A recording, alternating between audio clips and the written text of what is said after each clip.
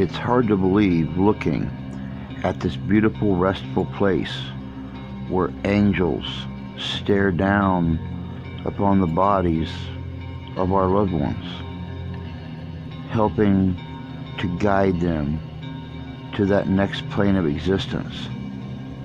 That for 41 years, between the years of 1926 and 1967, this cemetery was a place of horror and terror. Urban legend was born here. Today, we are going to talk about Black Aggie, here on Living History Comes Alive.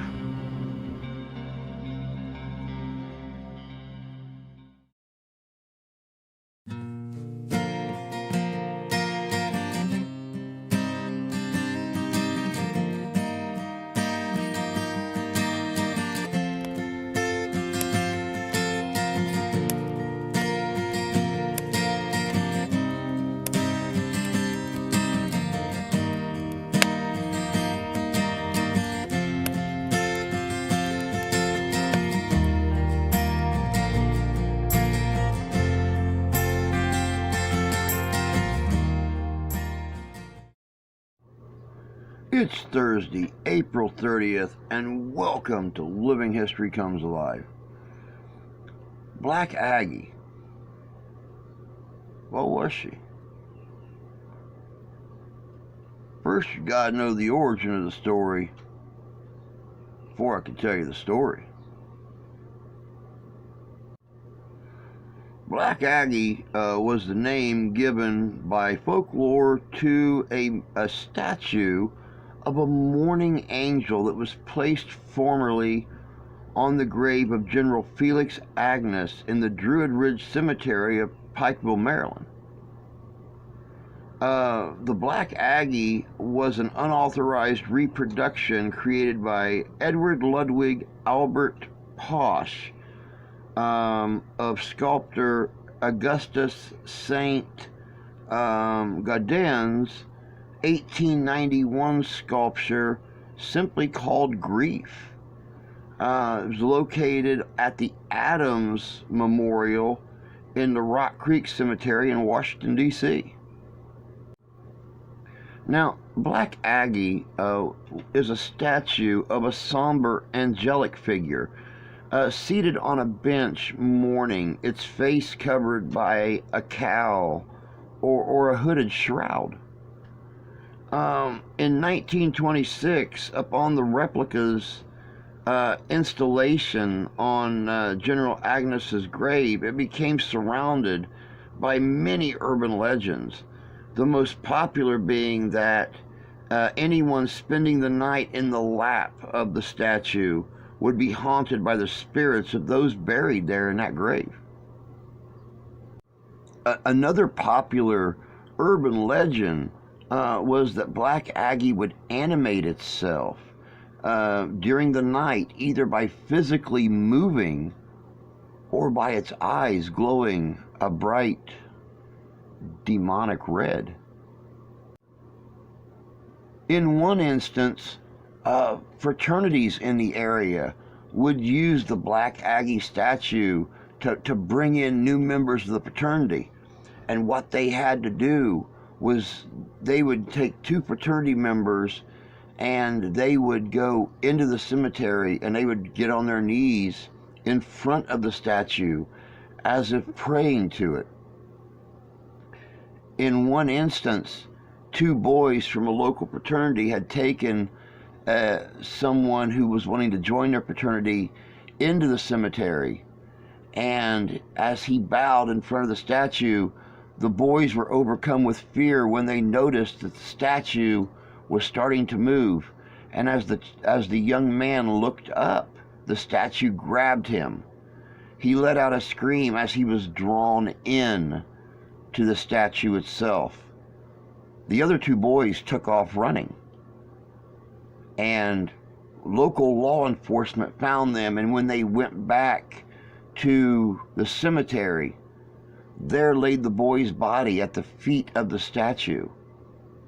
No signs of foul play, no obvious cause of death. just the legend of Black Aggie. Now, these urban legends caused much unwelcome attention towards the statue, and many people were caught breaking into the cemetery at night to visit it, even going as far as vandalizing the pedestal that Black Aggie sat upon. Now, the Agnes family, bothered by the attention that the statue was receiving, donated to the Smithsonian Museum in 1967, where it sat for many years in storage at the National Museum of American Art, later named the Smithsonian American Art Museum, where an authorized casting of the original Adams memorial statue now sits. Black Aggie was moved from her previous home at the museum to the courtyard behind the Dolly Madison House in Lafayette Square in Washington, D.C., where she currently resides today.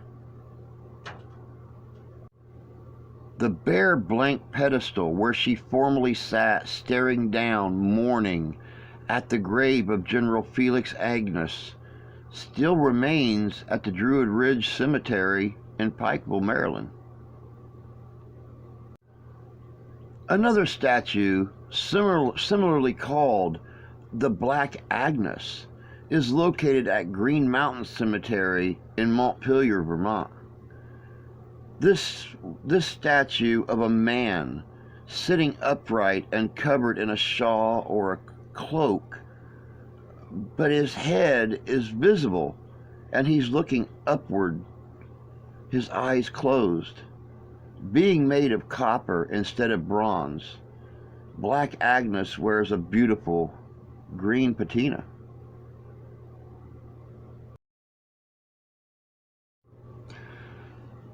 I would like to thank Lee McGinnis for giving me the idea to do this video on Black Aggie.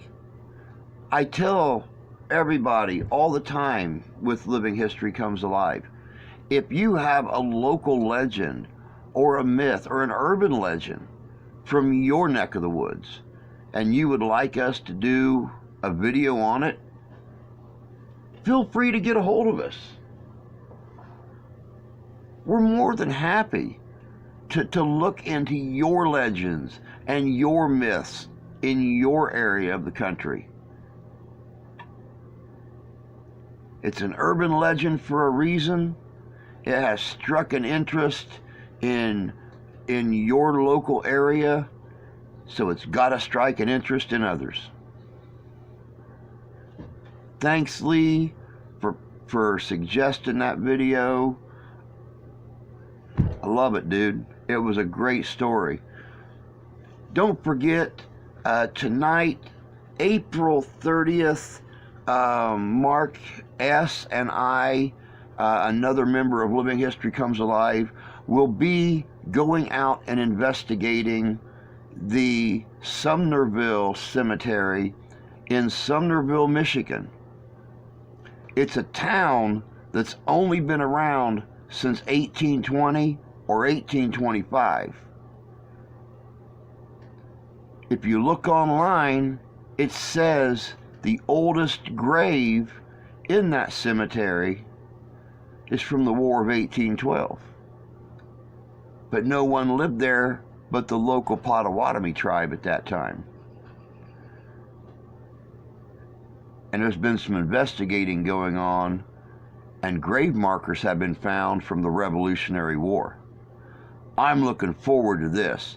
Sumnerville was the town that I went to when I done the video a couple months ago on OTI's, the Old Tavern Inn, the oldest business in the state of Michigan to still be operating on its original foundation. It was founded in 1835. And if you watch that video, we pick up some stuff in the basement that's better left unspoken about. And here's that brickwork chimney that you've seen up in the main dining room.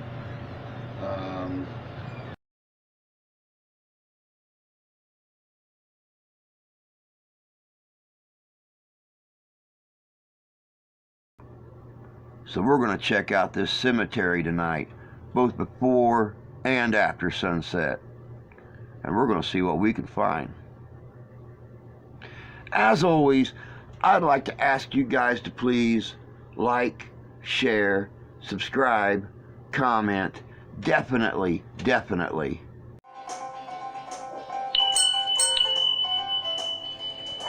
That way you'll know when new videos come up, and as I prove time and time again, you never know what we're going to talk about here. So hey, like I always say, you guys take care of yourselves, you take care of each other, and as always, God bless.